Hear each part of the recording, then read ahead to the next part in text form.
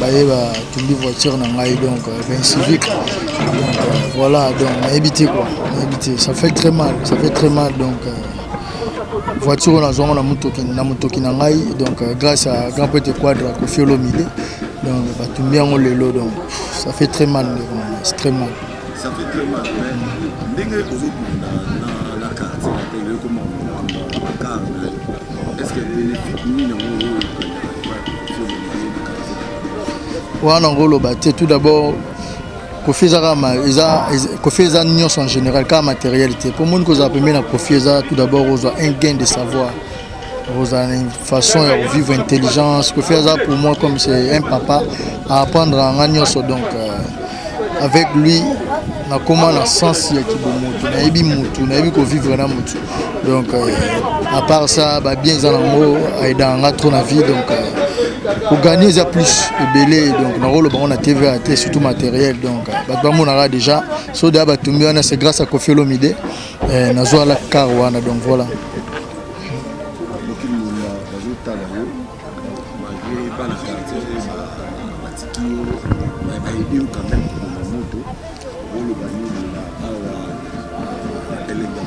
ouais non le barabo et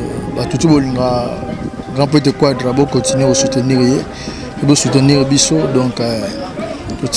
tout na maboko nzambe Glody Diasika la mignonne la mignonne et Tracy Mbelenga pro mazolela Tracy Mbelenga mazolela Tracy Mbelenga. Merci chers amis internautes qui nous suivent de partout. Adam Suluzolo, moi, Nasuka Nzambe, une idéologie toujours à Made in Congo, c'est-à-dire tout ça, la rencontre en rythme. Il y a www.elengacongo tv.com avec Tracy Mbelenga, la même magique. Glody Dasuka, la million de la presse, maman la Preston. Donc,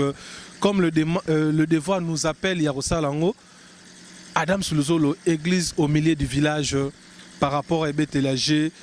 en respectant toujours l'éthique et la déontologie de notre travail. Balobi eza ko yinda na Kinshasa donc mabe koti na makambo yo to se baté to kenango tu vois puis donc awa to la sabino no commet to na rata garage na lingwala par rapport à ngo donc to la sabino ba image oh c'est triste ya romona ma musique on est comme ko kende merveille Rambo agressé cette nuit par les inconnus oh ba yé voire même ba tumbi voiture na ye oh yo za ba pese pour la musala mais Zomona Coccinelle nae et là les motos moyenté par rapport à ça tout la sabino image au no comet n'arrête www.elengacongo j'ai reçu merveille Rambo avec Mami et Tazoma dans mon émission à l'obélagi makamya matanga ya zobozi par rapport à quartier latin mais après on a retourné toi kizé mutute to lobby pelo te mais merveille Rambo agressé cette nuit mutukanaye batumbi je vous laisse suivre ces images ndenge merveille Rambo azolo baye moko na micro Nabiso et puis caméra ya chinois noir bunker oyo a expliqué biso et puis koko na ependenge a confirmé biso par rapport à certains détails avec moi toyebi ke boze belé bota la biso dira makaya grand prêtre depuis Miki Luana ota la biso Mami Alessi Mojalisi la baronne get kasha la motema ya Shanga et pourquoi pas Yulia Samba panache pot de fleurs de Paris Karine Mana la beauté divine de London Grâce Milona, Miss Alima Motema Silva Mabanga, Fifi Manar, petite sœur propre à Koffi Olomide, Nikim Poutou, Maman Ameliette,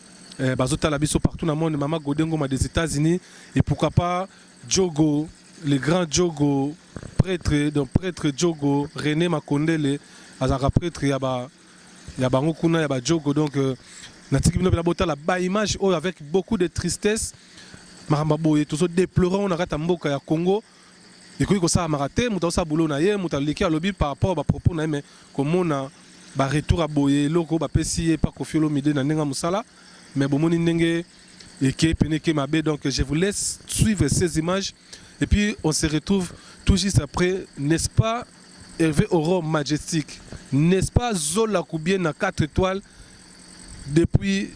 Miki Liwana vraiment, pourquoi pas Gisèle Moudimbi. Pourquoi pas Amélia, première dame, Maman la Kirtis, et pourquoi pas Lissi Lokonga, Motema Blaise Bukaka, Géraldine Suika, La Bombe Hiroshima. je voulais suivre ces images avec beaucoup de tristesse. Ça fait mal. Mon thème pas si mal. Total, et puis on rêvait tout juste après. Merci. Ouais, bonjour Merveille. Bonjour Bandero Nangai. Le lot tout na terrain tout moni mutuka na batumbi. Nazo yebate ezaki ya quoi ba ranking na yo, nyongo na yo, moi ça bato swaki to za makamni. Ah bon, na habité ngana na ranking na mutute, na zo rabasi ya batute. Donc subitement bat ba na 2h du matin, ba tumbi voiture na ngai donc ben civique. Donc voilà, donc on a évité quoi, on a évité. Ça fait très mal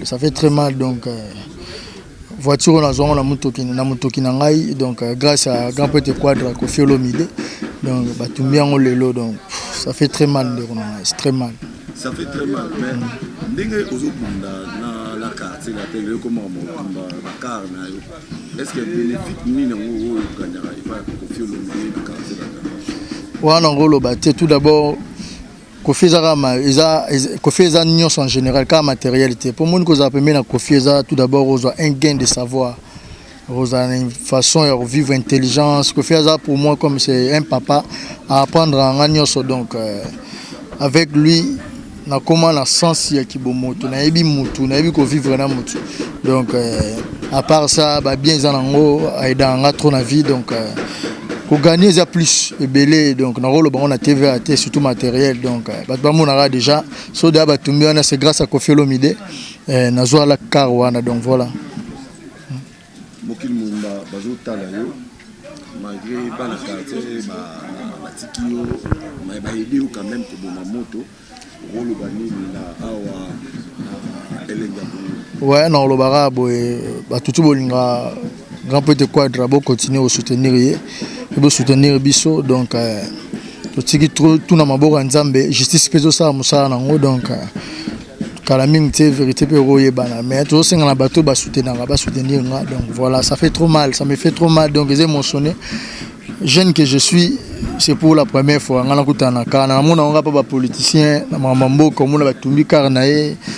azolela agressé ou là mais nga sur ça l'émotion ma mis chose na kati donc ça fait très mal donc voilà quoi donc on s'engage soutien à makasi na bande retour bas occasion au biso merci beaucoup action mbote koko mbote yo nem toza koko direct ya Merveille Rambo lelo mutu kana e batumbi na ebité pour na yo makamango leka ndenge nini o ba betela ki o biso non mais balu na tongo ntango na lamuki na tuni bana o ba monaki na 4 vers 4h du matin 5h 6h 4h du matin na tuni ba mais loko ni o bino bo ko o te to moni ba garçon moko na jeune fille moko bo bango batumbi mutuka to landi bango bakangi mwana mwasi wana bake kotika ye na la police mais akomi na la police kuna na tongo bakeno tala mwana mwasi wana batikaki na niveau ya la police batiki mwana mwasi wana yango tuwa kokamwa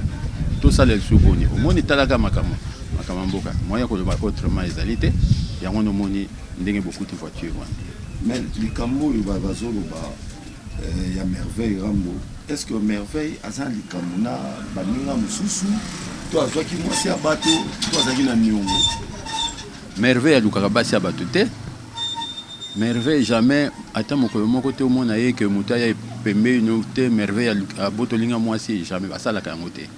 mais omoni na niveau azali ya mosala na ye akozala pene benimi na niveau ya mosala alors na place wana moyen ya naloba makambo ebele na kati wana eza te akozala na benemi na ye mais benemi wana ya moto ya mabe so babandi kolandeli na makambo ya biloko na ye wana eza moto ya mabe il fallait pas basala ndenge wana conseil nini yo pesa na bato yo ba monaka koko na yo azalaka impoli azalaka bilobela napesi bango kaka moto nzambe asali moto na ndenge na ye parce que moto moko akoko changer moninga te na ezaleli na ye ezali nzambe ndenge moto asali ye ndenge wana soki azalaka impoli ako changer mais toyeba bien que mutu na mutu azangi mabe te na mokili oyo biso nyonso na mokili toza na mabe na biso mais toyeba na nde tolimbisa na baninga eloko na kolobaka yango wana. Merci.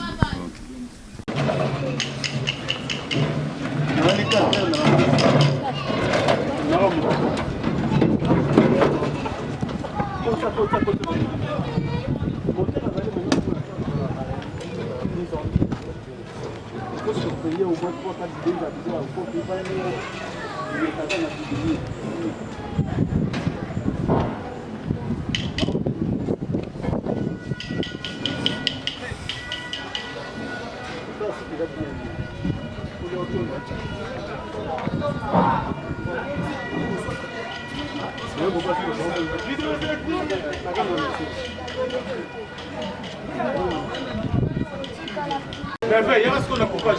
Donc, vide. Coupage. Après, on coupage. Je sais que ma première sécurité a vraiment.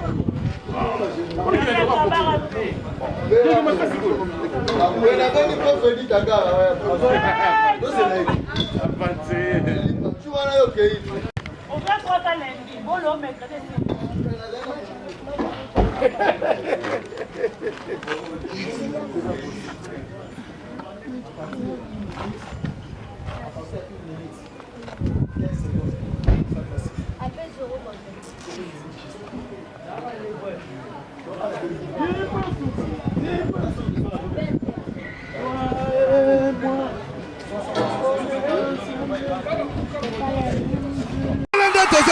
papier, elenge ya Congo, Glodidi Asika, la mignonne, hey, la mignonne, Tracy Mbelenga pro. Mazolela, Tracy Mbelenga.